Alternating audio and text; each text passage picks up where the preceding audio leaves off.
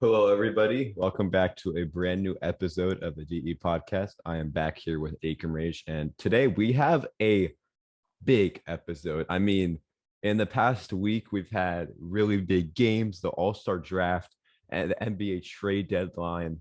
So much has been going on, not just in basketball, but in sports with the Super Bowl coming up tonight. But I think since we have so much, we can just get right started. And before we begin, make sure to subscribe, like, download, because let's just say during the podcast, we have a big surprise and it's going to be really good for the podcast. So, Aiken Rage, I think you could take it away. All right, yeah. So let's just go into first the games of the night from last night. Saturday we had a primetime ABC game. We had Warriors versus Lakers, and this game was absolutely crazy. It went down to the wire, but the Warriors were able to get the win, 117 to 115. So super close game. So just to kind of give a game summary, the Lakers were down by 15 in the second quarter, but they managed to come back a little bit and were only down by 3 at the half. And then around the late third quarter at about 88, 89, the Lakers took the lead. And this back and forth really continued for the rest of the game. But notably, the Lakers had a 6-point lead with about 5 minutes left.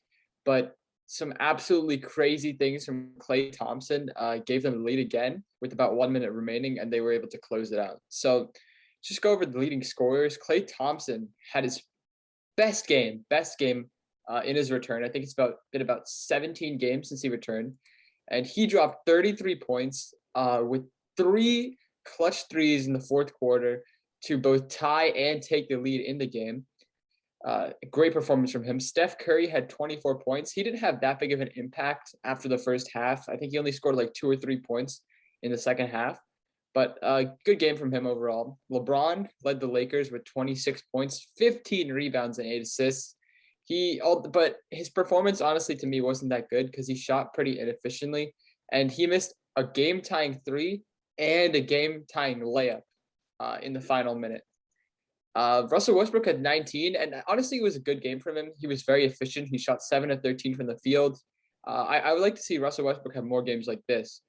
And then finally wrapping it up with the Lakers scores, we have Anthony Davis, who had only 16 points. I think that he honestly needs to play a lot better than that.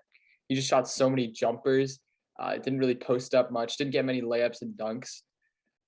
So I guess my question is, with how good this game was and how likely the Lakers are to probably only be around like the 6 to 7 seed in the West, how excited are you for a Lakers-Warriors first round matchup, which could really be a big possibility now? Based on this game, Klay is like, it's so good to see him play so good again. Overall, the Warriors played well.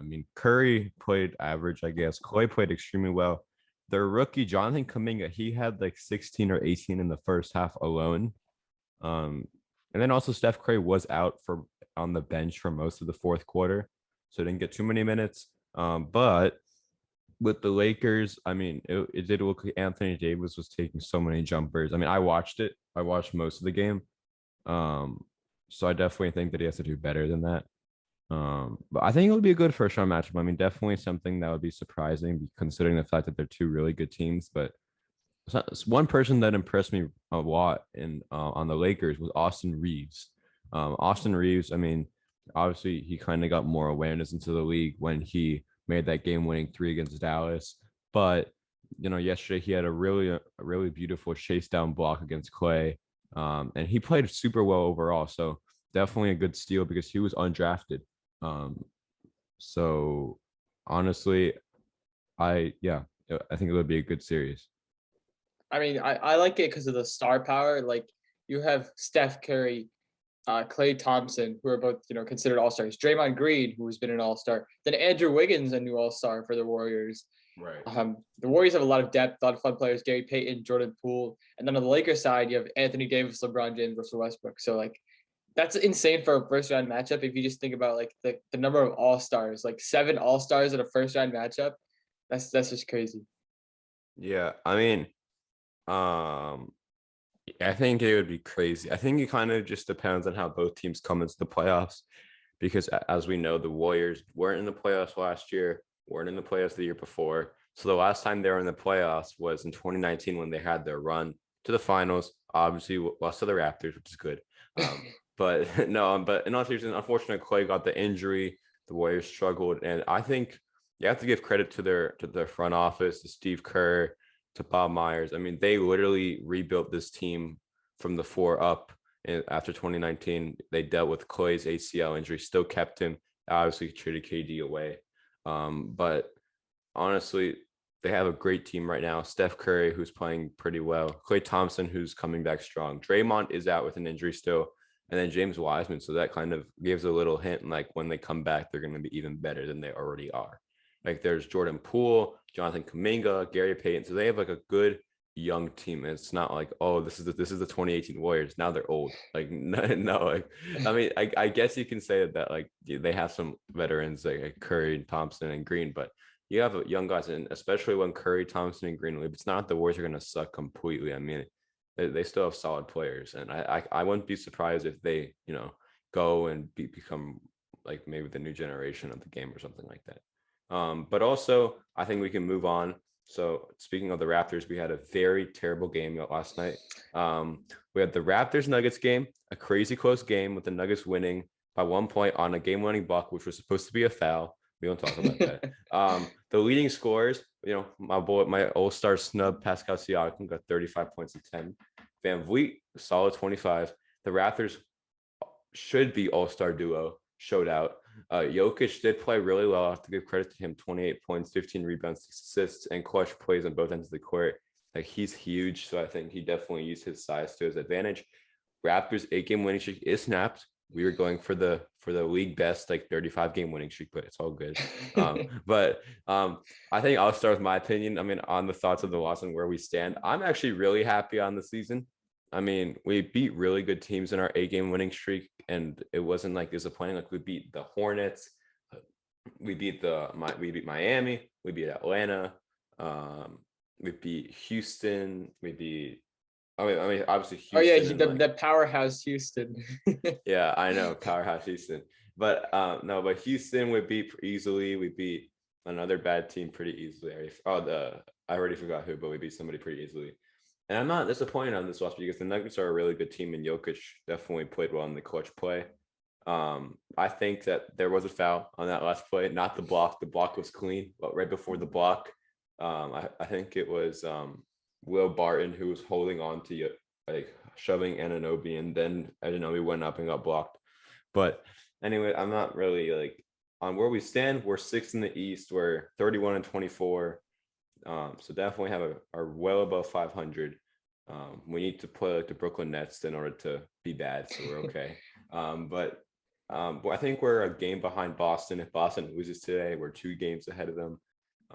So I think that we're in a good place. I mean, I would like to have us just make the playoffs and not have to worry about the play-in tournament. But again, if we get the 7 or 8 seed, then we have 2 chances to make the playoffs, and I know we'll definitely get one of those for sure. So, my expectation, make the playoffs. I'm not like probably losing the first round, but pick up a good series. Honestly, like for the last point, I honestly think that they could, depending on who they play. I feel like if they play like the Sixers or even the Bucks, maybe they could honestly win that first round series. Again, they're right because obviously the Bucks they haven't lost to the Bucks this year. It's like the Raptors; they just have Giannis's number. They always shut him down whenever he plays against them. So I feel like the Bucks would be a really good series for them, right? Yeah. And then like the Sixers, even well, we're gonna talk about the Sixers later, but I think you could do something against the Sixers, especially if you can lock down Joel Embiid. And the Raptors, for some reason, they always are really good at like locking down the centers of the opposing teams. Well, last night it was kind of different, but like but in general, our defense is like super good in the clinch moments. It's just we had a really big fat Nikola Jokic in our way, so he was going for. But Jokic is like incredibly good in the paint though, so I have to give credit to him. But especially even though our guys are big and tough, like Jokic is just like really good physically. He can box out. He can lock you up on defense and everything. So.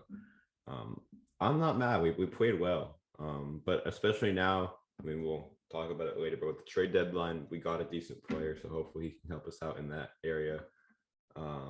So yeah, that's what I think about it. But guys, we have I guess you could say sponsor. It's a mini sponsor today. It's mainly to raise awareness about something that's going on in the world. So today's sponsor is the American Heart Association. So just a little backstory. So yesterday, my parents went to a party for the American Heart Association in the NASCAR Hall of Fame in Charlotte, and my mom happens to work for a company that was a sponsor of that event. And there was a really famous Olympic swimming champion who spoke at the meeting and raised awareness about it. So we are asking you guys to go to the website www.heart.org and donate to help fight heart disease. It's something that's going on in the world right now, super big. And also something that was at the party, but something big news for the podcast. And I haven't told Akimers this, so he's probably really surprised.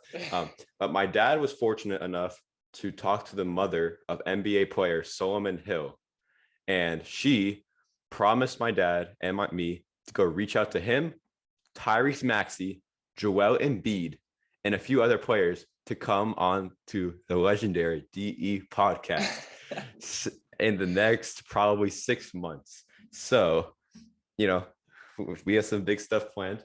So if you guys want to see them on the podcast, make sure to subscribe because you are going to regret it if you don't. Wow. So, wow. yeah, That's crazy. Yeah, so definitely big news. That's what my dad told me, so it's not my fault if it's not true. But I was definitely surprised about that. Even having like Solomon Hill, even though he's like okay, like he's still just You having can't say that now. no, I know, but like just having an NBA player on the podcast would be crazy.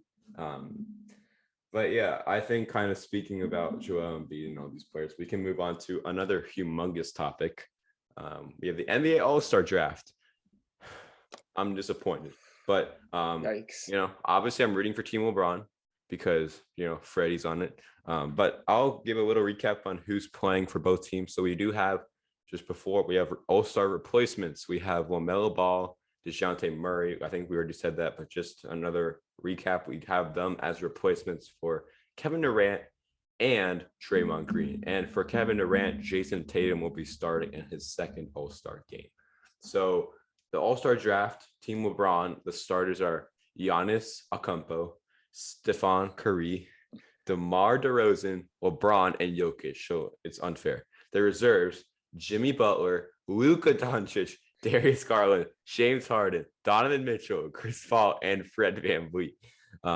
But Team Durant, we have Kevin Durant, who was a starter, but not Jason Tatum, Joel Embiid, John Morant, Andrew Wiggins, Trae Young. Reserves, we have LaMelo, Devin Booker, Rudy Gobert, Zach LaVine, Chris Middleton, Shantae Murray, and Kat. I think I'll start off with my opinion. I mean, definitely Team Durant is a younger team with Ja, Tatum, Wiggins, Trae, LaMelo, Booker, Shantae Murray. But come on. How do you have how do you have Giannis, Steph, DeMar, Jokic, Doncic on the bench and LeBron on the same team, and then James Harden? I don't understand. Like Kevin Durant, like I knew this was gonna happen. Like how? Like how? I mean, I was surprised. Like, I get that maybe he didn't want to draft Steph Curry with like the second pick because I don't know, they were teammates and now he's competing. I don't know what the reason is. Right. But when he picked Joel Embiid over Steph Curry, I was like, he's really gonna give Giannis and Steph to LeBron. Oh my! I was just like it's Joel Embiid over Steph Curry. I get it, Joel's like really good and he's been playing like amazing, but like it's Steph Curry. You need good. I mean, they have at least they didn't give Ja Morant to Team LeBron. I mean, they have Ja, they have Trae Young, two guys that are gonna be dominant. Andrew Wiggins, exciting. So all of these people, Jason Tatum is not a first-time All-Star, but like half their starting lineup is our first-time All-Stars, and then their bench is actually I'm actually not. This is solid for entertainment purposes. You have LaMelo, Devin Booker's going to come out and play well. I already know that they have a good good big men and Rudy and Carl Anthony. Then DeJounte, Chris LaVine. I mean, it's not like last year was completely lopsided. But like, come on, like you have like a Finals MVP, like one of the best players in Toronto Raptors history, considered the GOAT, but he's not. Reigning MVP, like could have won the finals like Jimmy Butler could have won the finals in 2020. Luka Doncic scored 51 like a couple of nights ago. Darius Garland, most improved player of the year. James Harden, I mean, old, but like not bad. MVP, previous MVP, you know. Yeah, previous MVP. Donovan Mitchell, Chris Paul, like leader in assists. Fred VanVleet, future MVP and two-time NBA champion. Like, like, come on, like it's so like I don't understand. Like, why would you do that? I just don't. I'm just like, it was first I watched. I didn't catch it live, but I did watch it after, and I saw like Nikola Jokic was the last pick by either team, and LeBron picked him. Like, how could you leave Jokic up there? I mean, all these guys are great, but like Jokic is literally the reigning MVP. He's probably going to be the MVP again. Looking at it this season, like I don't understand how you can leave him on there at last, especially if you're team KD. Yeah, I mean, Kevin Durant literally picked Rudy Gobert over James Harden, and everyone knows why. Well, LeBron was literally laughing when he said that because of like he got traded and everything. But like, come on, like think about who got traded. Kevin Durant and Steph Curry, they're still like, I mean, they won the championship together, obviously, but James Harden and Kevin Durant went through everything, like injuries, everything. Why does it need to be this personal? I'm not even kidding. Like, and then like James, like Kyrie Irving and LeBron, like it's not they hate each other. Kyrie, you betrayed us. What are you doing? No, like he got traded. Okay, it wasn't a good trade for Cleveland, but like they're It still was honestly a friends. better trade for Cleveland than Boston, if you think about it. Yeah, but like, huh? I mean, Yeah, I I mean, don't like Kevin Durant. Like, it does not sound like he's picking like actual like he's trying to win. He's either trying to have fun or he's just trying to put his friends on the team and not have like old teammates on the team.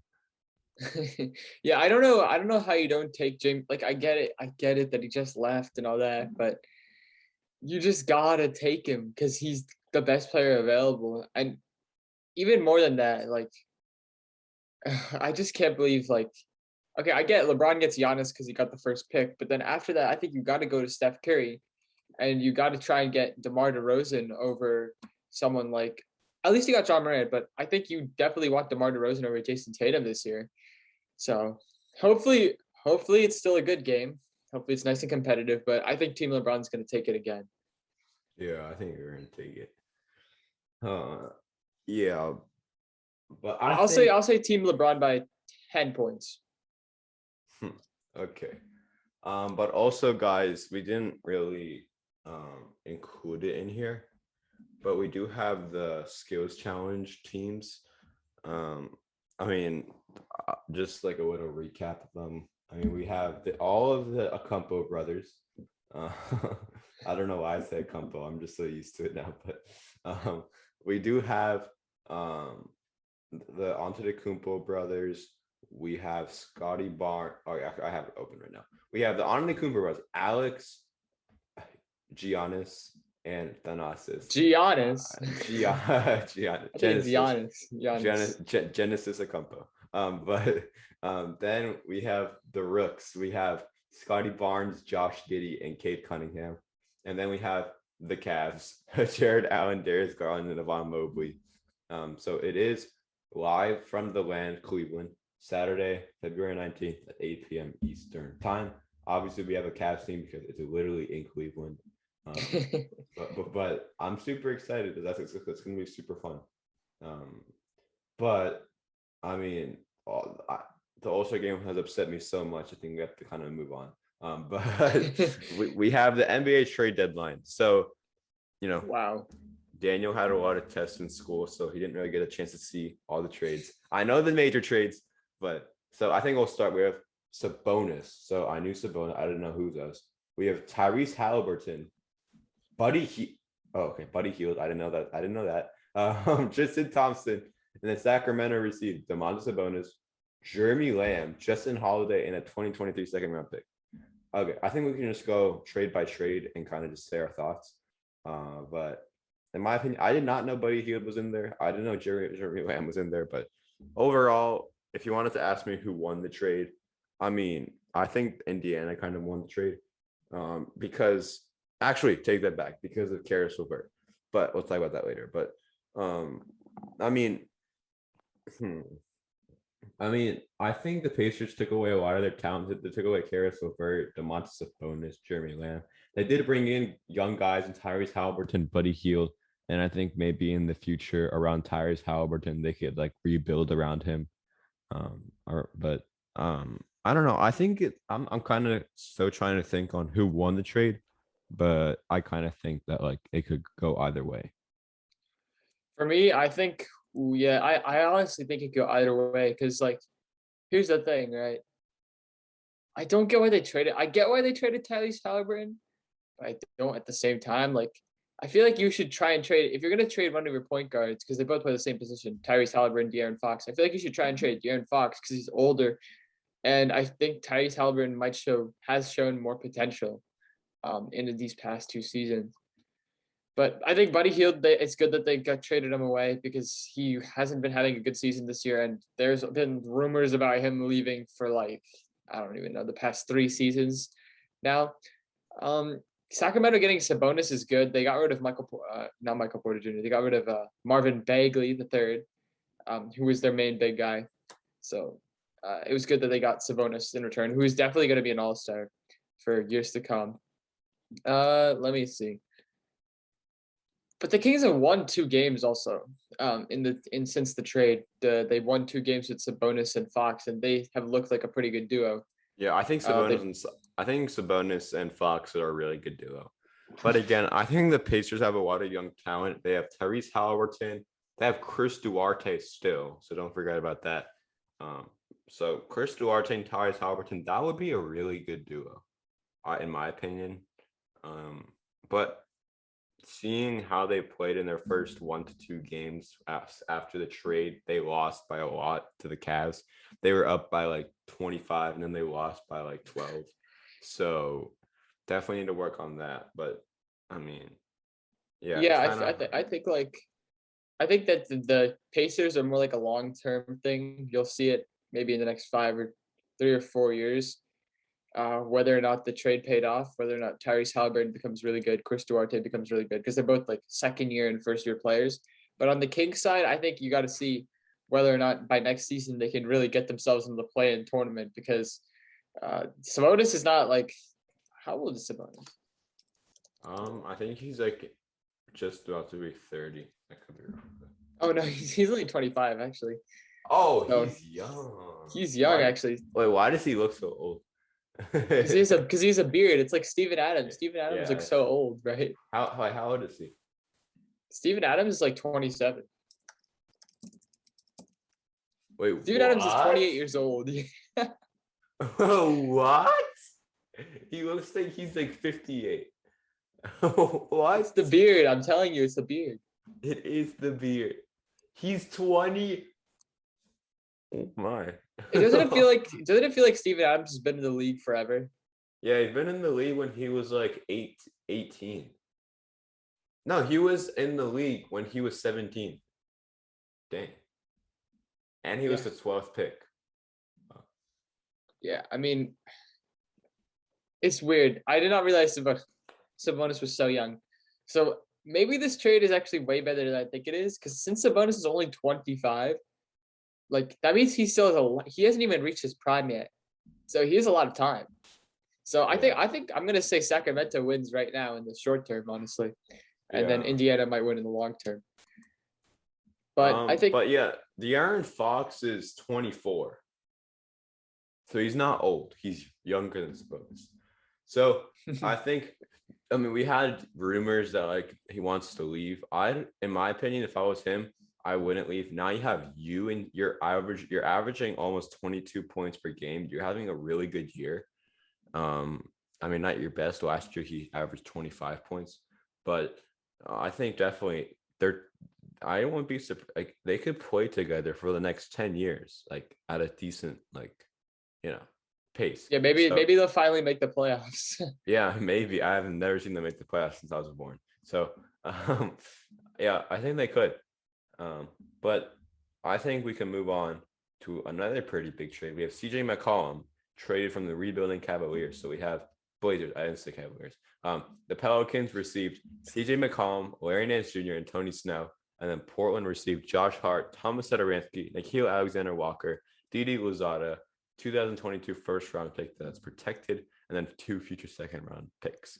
So I did watch the first game of him there. CJ McCollum, he scored 15 points. The team got blown out. In my opinion, I think Portland's doing a great job. They're bringing in young guards such as Josh Hart. I think Satoransky is a little bit older, but Nikhil Alexander Walker is young, and they have a first round pick that's protected for next year, or this year, I should say. So I definitely think that Portland did win the trade. New Orleans, CJ McCollum is not having a good year. He's getting older. So I think that, I mean, if you wanted to like revolve around Brandon Ingram as a rebuild, I feel like they're kind of doing that now. But listen, Zion has to lose like 400 pounds and come back to the league. Like, like he has to come back. Because based on how the Pelicans are doing right now, they're not playing well right now. And I think this is a good opportunity for Portland to kind of get back in there. I saw their game against the Knicks. It was a very impressive game. I mean, Josh Hart played really, really well. The Blazers did win by 9. So they're currently 23-34. Not a good record. I wouldn't be surprised if they're like top 10 in the West, though. They're 10th in the West. Oh, yeah, nice. 11 games below 500. In the Eastern Conference, 10th place is 26-29. Wow. Wow. Yeah, but you know, like just to put it in theory, the number 13 seed is like 2 games behind Portland, who's 10th. So it's definitely like big. But I think Portland has a great future set up for them rebuilding. I mean, and also their young guard and Anthony Simmons. He had 30 points. Yusuf Nurkic had 12 points, 20 rebounds. Wow. Josh Hart did have 23 points, so extremely solid. But then they also did trade Justice Winslow, has 14 points in his debut. But then we did not have Wazada play. We didn't have some other guys play. But honestly, Yeah. I think it's great for Portland. I mean, to kind of like, especially now that Lillard's out. I mean, and if he comes back, like revolving around him, and then you have Josh Hart, who can maybe be your new duo, or other guys. So I think it's definitely big for them. Yeah, I think it's good because I think Lillard will probably be out for the rest of the season. I wouldn't be surprised if he just sits out. And so I think even just this year itself, they could just use it as a way to develop like Anthony Simons, who's having a great year with both of those guys out, and then obviously Josh Hart just got added. Develop him a little more. Just give all these guys more playing time so they can understand a bigger role. And then once Lillard comes back, you can really start to um, make a run for the playoffs and start to build off of that by making some moves in the summer in the draft and getting the players you need. Because actually, it's interesting because even though the Blazers are not good this year, they weren't good last year. Um, Lillard still wants to stay with the franchise, and the franchise still wants Lillard to stay around. So there's like it's a weird situation where like both sides want the other to stay, and they're like, let's make this work. So I think just what they're doing is really good. From the Pelicans side, CJ McCollum, I think he's a good addition. He'll help with more scoring depth, especially with Zion, wherever Zion is. He's Zion's probably gonna leave. That's what I'm thinking. But He's probably eating Doritos on his couch right now. I don't even know. I think Zion is probably gone for the Pelicans in the next year or so.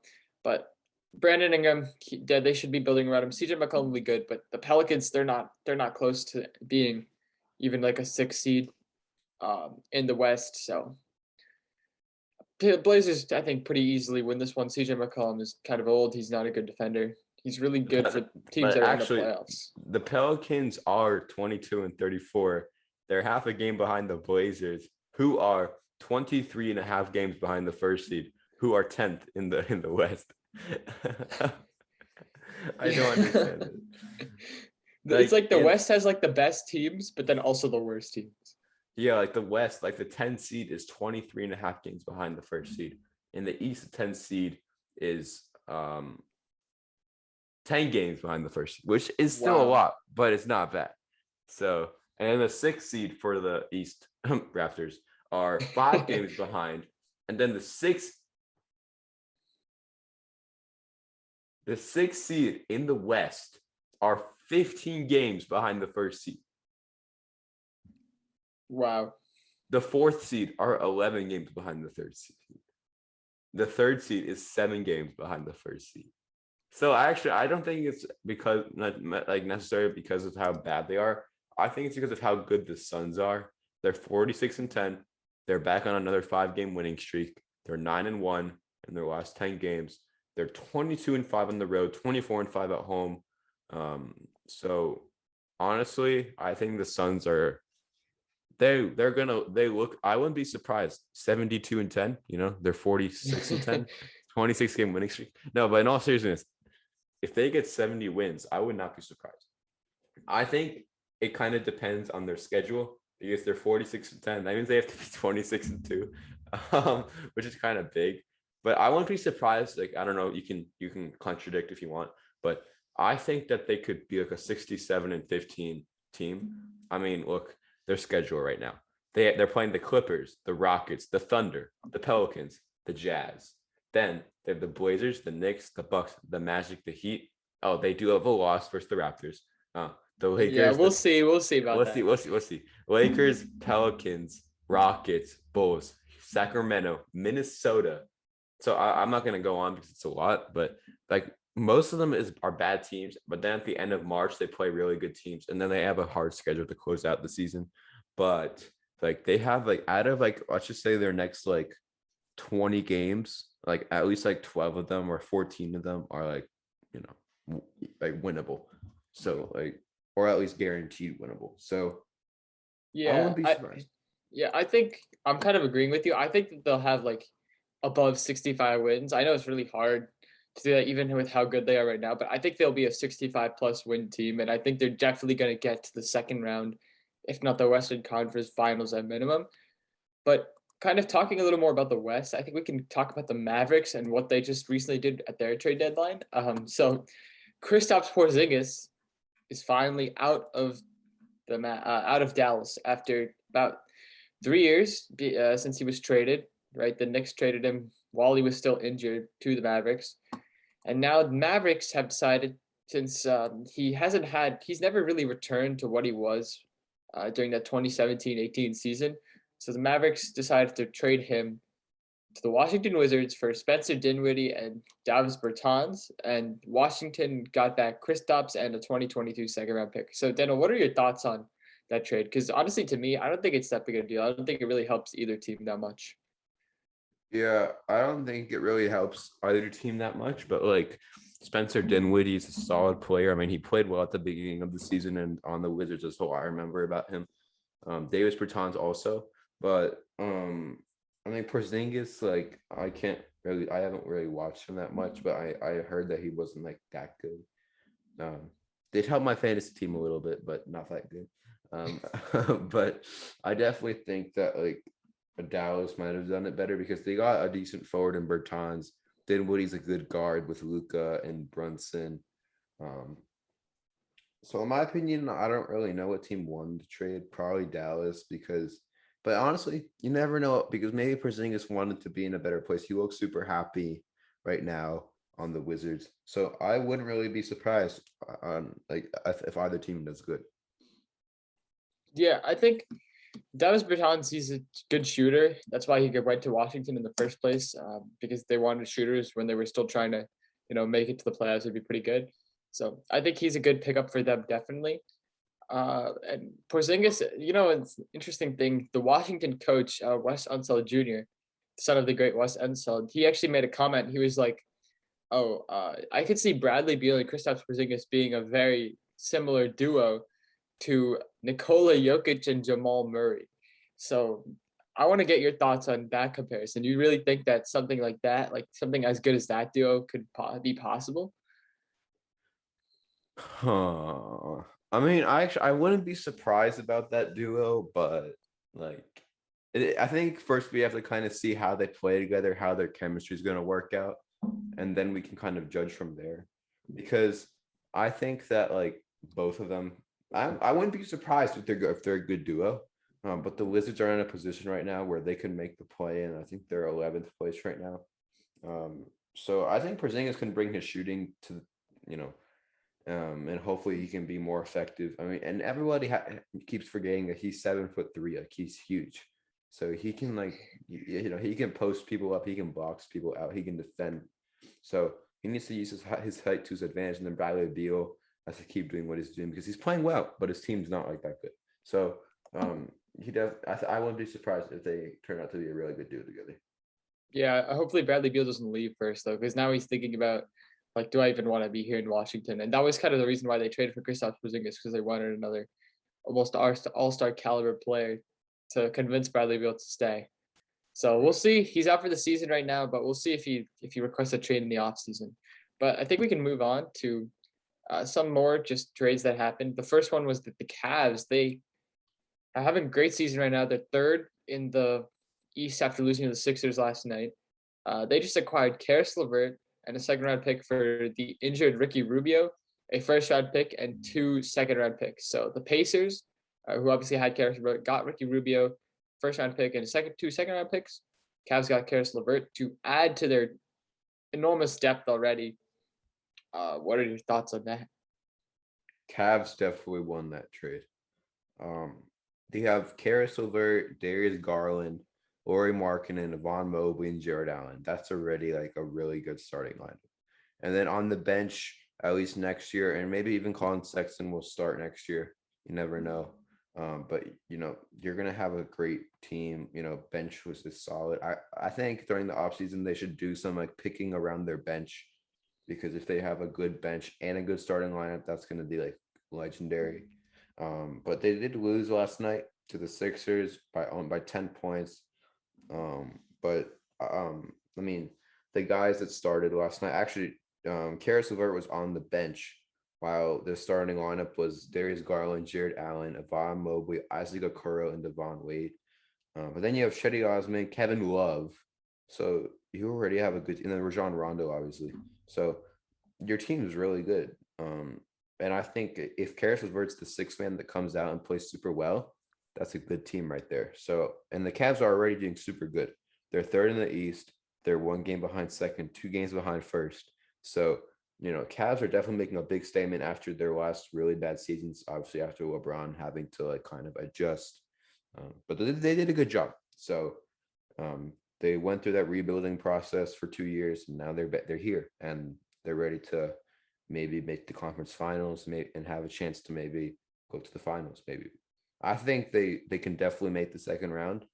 Conference finals is like, I think it would be tough because they would probably play like Chicago, or actually you never know because it's so close right now, so you don't know how the season's going to end. But I think it's going to be a great series. Yeah, I agree. I think I'm going to talk a little more about Indiana's side. I think Indiana just did the trade so they could get some more picks, and they could obviously get rid of someone who's a little bit older. Karis LeVert is still very young, but like they just wanted to get rid of someone. They wanted to they really want to just go back into rebuild mode. It's kind of obvious. They shipped out LeVert, shipped out Sabonis. It's weird that Miles Turner is still on the team. That's the one that surprises me. I But think they did that because they traded Sabonis away. So now like they don't want to trade him away because now they're gonna have like no centers at all. So they definitely wanted to just like keep him on the team. yeah, definitely. So moving on, I'm just gonna read through some quick trades and you can give your thoughts. So the Celtics, they got Derek White from the Spurs for Josh Richardson and Romeo Langford, a first round pick, and a future first round pick swap. So Spurs got a bunch of guys and 2 picks for the Celtics to send Derek right away. And I think that was a good decision because Derek White, he plays the same position as Dejounte Murray. So they kind of take away minutes from each other, which it was working. Derek White was having a really good season when Murray was injured with I think the ACL injury in 2018-19. But since then he's really struggled ever since Murray's come back, just because of the fact that they overlap so much in position and they take minutes away from each other. So I think the Spurs just decided that we need to get rid of him. We're not that good a team this year. Let's try and get some more first round picks and use that to build up our young talent. And they're probably going to be good again in the next maybe 3 to 4 years, I would say. Moving on to the next trade, the Raptors. I think they acquired Thaddeus Young, Drew Eubanks, and the second round pick from the Spurs for Goran Dragic, who didn't play a single game with the Raptors this season, and a first round pick. So, Daniel, what are your thoughts on that whole trade? uh, I mean, Corey Chargers is like such a dumbass. Like he literally came, obviously got upset because of the whole Miami thing. And then I look on Instagram 3 weeks after the season begins, and he's like, "Oh, good vibes in Miami, working out." I'm like, "What the heck? You just got traded to Toronto, and now you're working out in Miami? Like, what the heck?" Um, I'm personally, I don't really care about Jordan Dragic. I mean, our team is so good. I mean, we're solid. I mean, we have a solid team. I think we have enough guards to the point where we don't need them. But we have Fred VanVleet. We have, Gary Trent Jr. Then on the bench, we have Delonto Banton, who should get more minutes. Malachi Flynn. I think Malachi Flynn and Yutu Watanabe, as much as we have enough people on the team. We only have like 7 to 8 players that play every game. And because in the starters, like I'm looking right now, like last night, Siakam had 43 minutes. But then we had guys, but everybody else had like 36, 37 minutes on the starting lineup. So I definitely think that to get somebody like Thaddeus Young, that can give Siakam a little bit more rest. And Thaddeus Young can go on the court. Drew Eubanks, I do not know much about him, so interesting to see what he can do on the court.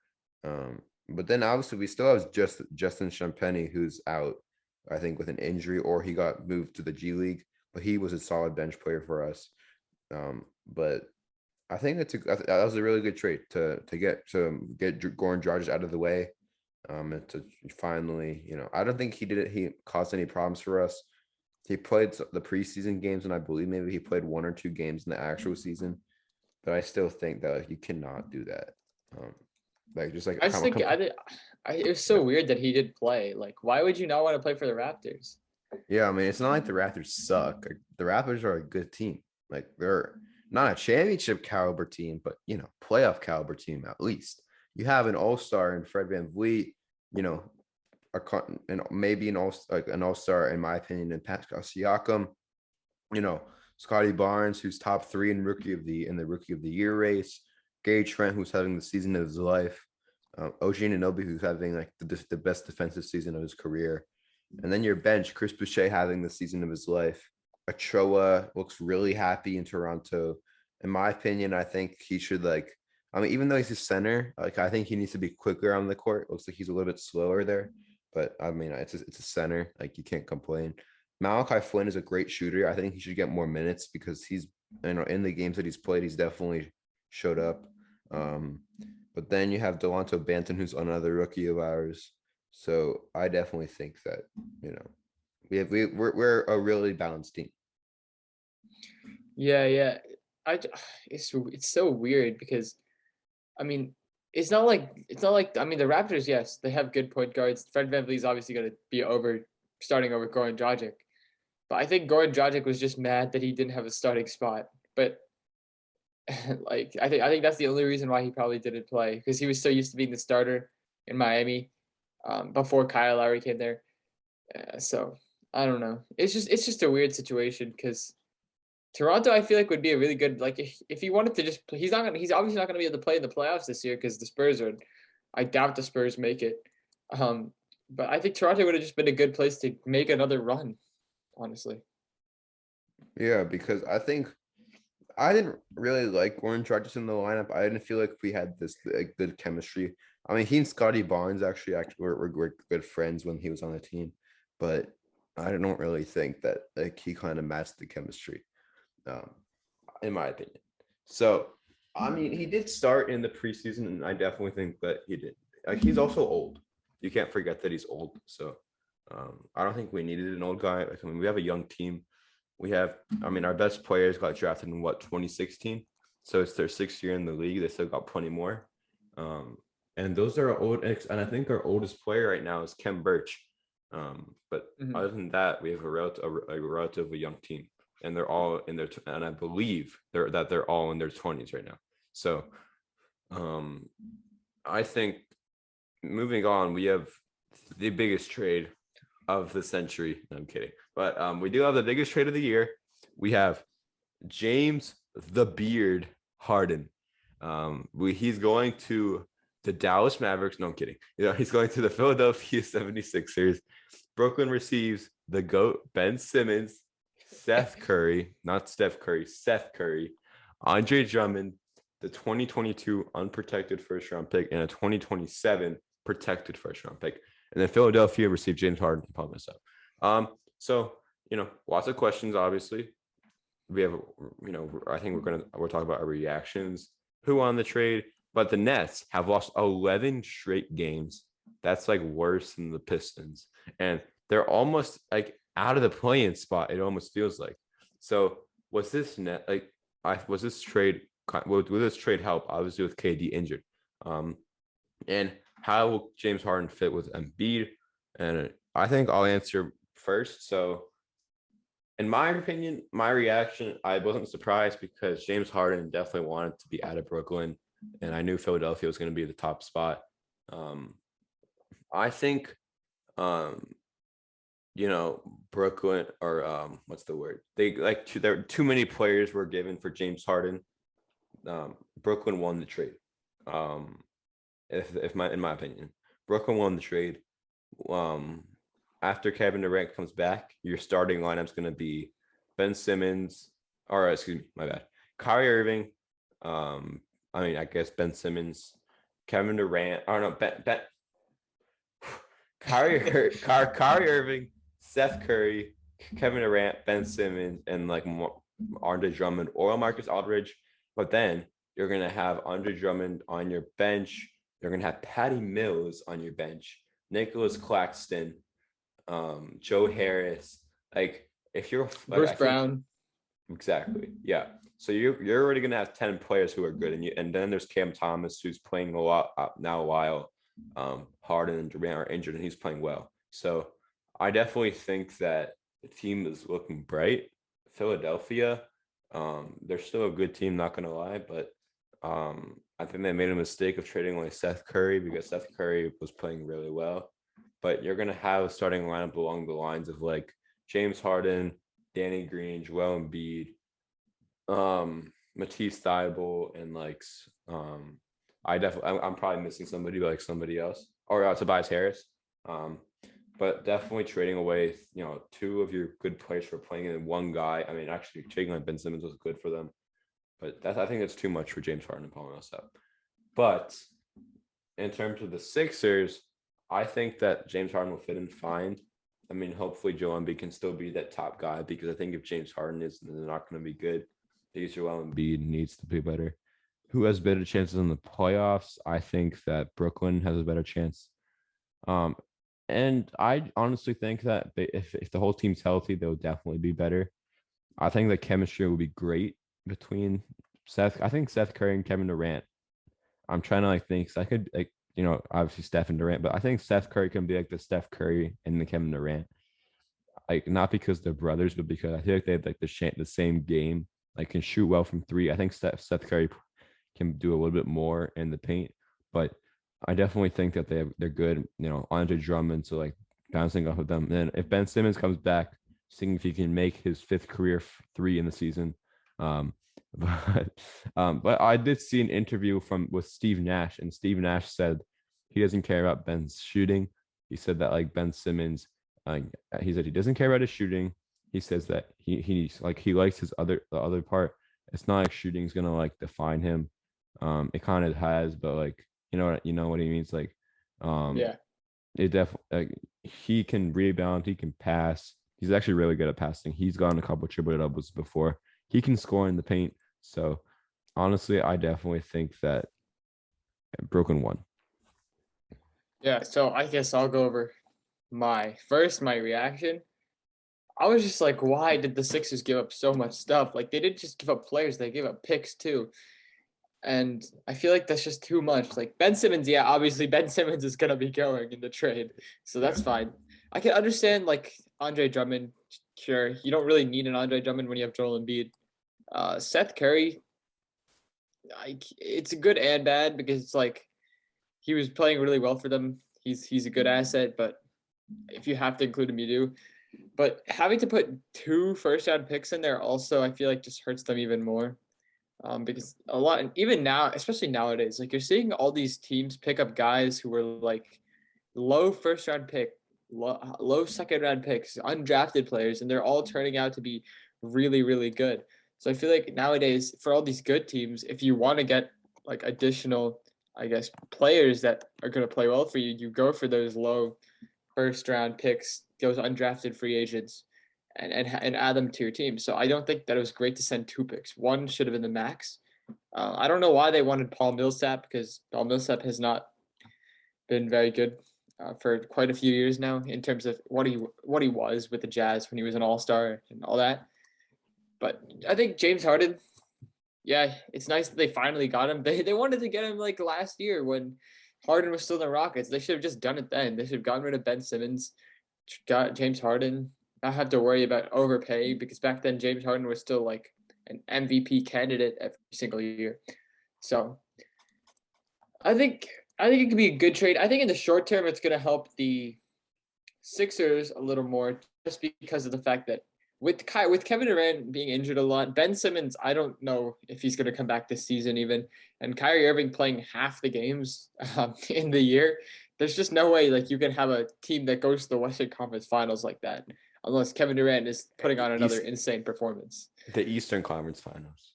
The Eastern Conference, like there's no, you have to agree, like there's no way you can do that with one All-Star playing half your games, another guy who's supposed to be very good passer and finisher not playing at all, and then your main star being constantly injured also. Like that's just not a way to play have a basketball team. So I don't think the Nets are going to do that well this year. But the Sixers, I think I picked the Sixers to go to the Western Conference Finals, honestly.